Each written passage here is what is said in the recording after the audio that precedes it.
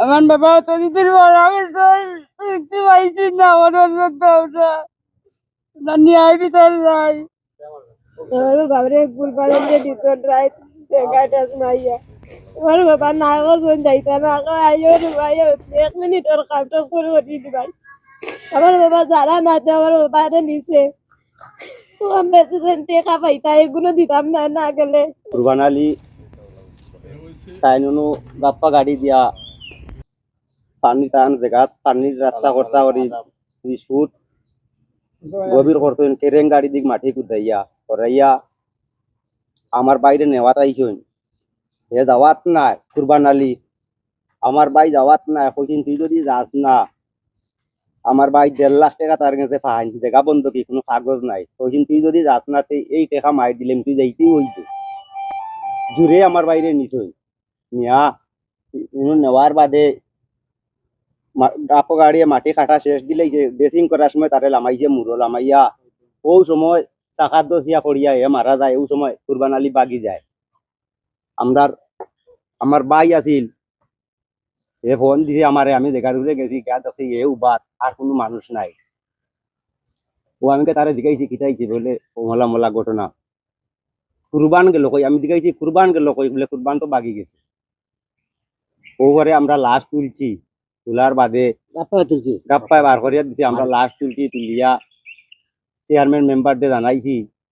জানানি বাদে চেয়ারম্যানকে আমি জিজ্ঞাসি চেয়ারম্যান সাহেব এখন লাশ আমরা কিতা করতাম আর আমরা কিতা করতাম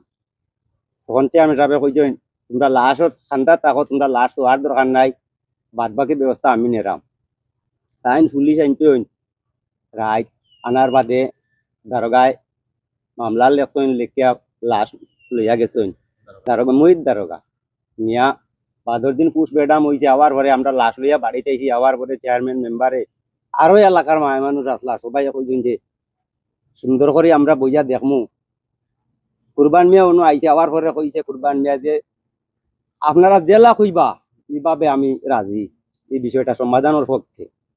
ওই সময় এলাকার হল মায় মতব্বরে কইছেন যে তোমরা লাশ শ্রদ্ধা করিলাও আমরা এগুলো বইয়া দেখলাম লাশ শ্রদ্ধা করার পরে আর কোনো খবরও নাই আইল বরাম করতে করতে করতে করতে একদিন ভুয়া হইতে চেয়ারম্যানের বাড়ির ভুয়ার পরে সাব্যস্ত হয়েছিল একার জায়গা টাইম দিতা বাদে আমরা কাগজ দান দলিল আনিয়া দিছেন আমরা খারিজ করতাম একার জায়গা খারিজ করি আমরা আনছি আমরা টেকা দিয়া খারিজ করার বাদে কত তারিখ চেয়ারম্যান মেম্বারের কাছে আমরা পাইছি এটা কোনো হিসাব নাই অমুক দিন দলিল যাওয়ার আগের দিন যাও গেলে মেম্বারের লগে মিল মেম্বারের কাছে গেলে যাও চেয়ারম্যানের কাছে এটা করতে করতে করতে অনেক দিন গেছে গিয়া যাওয়ার বাদে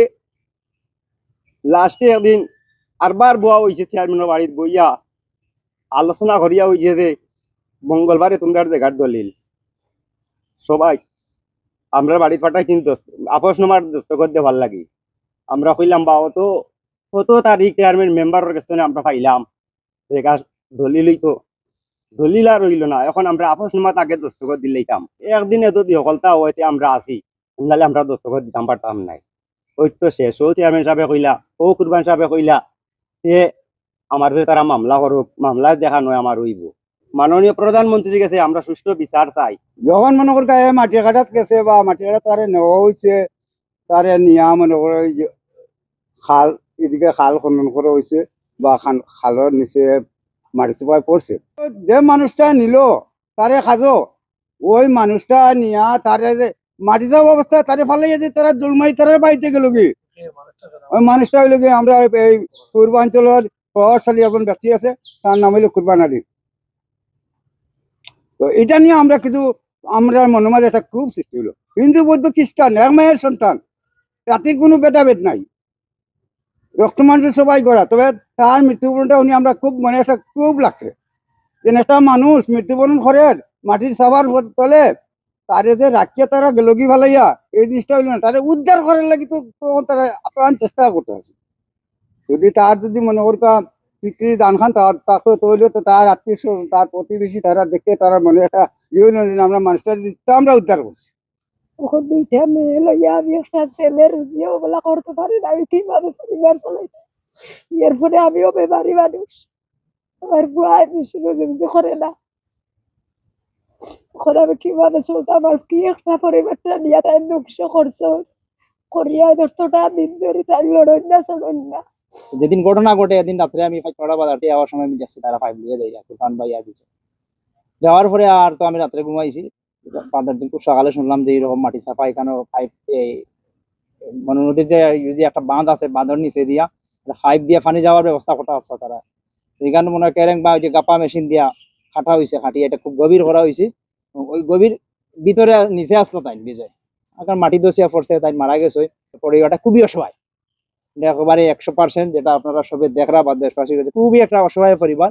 যে আপনারা সকলে সহযোগিতা করিয়া তারারে এটা একটা ক্ষতিপূরণের ব্যবস্থা করতা। যেহেতু একটা অ্যাক্সিডেন্ট হয়ে গেছে, অ্যাক্সিডেন্টটা তারাও মানিয়ে নিছে বা সবে মানিয়ে নিতে হইবে।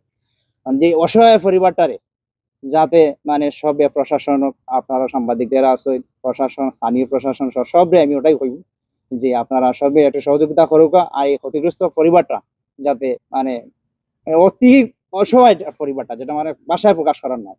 তাহারা একটু মানে কিছুটা পায়। যে ওই যে বদ্র মহিলা তার 2টা মেয়ে বড় একটা ছেলে, এটা তো আর কাম কাজ করতে পারে না, মা তার আর জমি জমা বলতে নাই, বিটা ছাড়া কিছু নাই। তা ঠিক আছে, তারা তো মনে করো মানুষ ব্যস্ত চিন্তা করতাম, তারা তো আনি দিতে তো এছাড়া তো আর কিছু করার না, শেষ হলে তো সমস্যা নাই। এখন শেষ হয়ে গেল আমি এত গেছে এখন সামনে চেয়ারম্যান লইয়া তো মনে করো শেষ হতাম, তা তো আমরা করে দিকে আর আইনও গেছে, এখন আইনে আছে এটা হয়তো এটার বাটা রয়েছে না, এখন এটা মামলা তোমার বাটা গেছে এটা তারাও কইছে চেয়ারম্যান সহ হয়েছিলা আসল একটা সিদ্ধান্ত হয়েছিল, উভয় পক্ষ কিছু জায়গার কথা আছিল বুঝছেন। কথা হইলো যে আমরা জায়গা দিতে হইলে আগে আমার জায়গা দেও, এরপরে আমরা জায়গা করব ও আপোষ নামা এখন ফইসলা দেওয়ার লাগি, আগে আগে জায়গা দেও এরপরে দিব আপোষ নামা।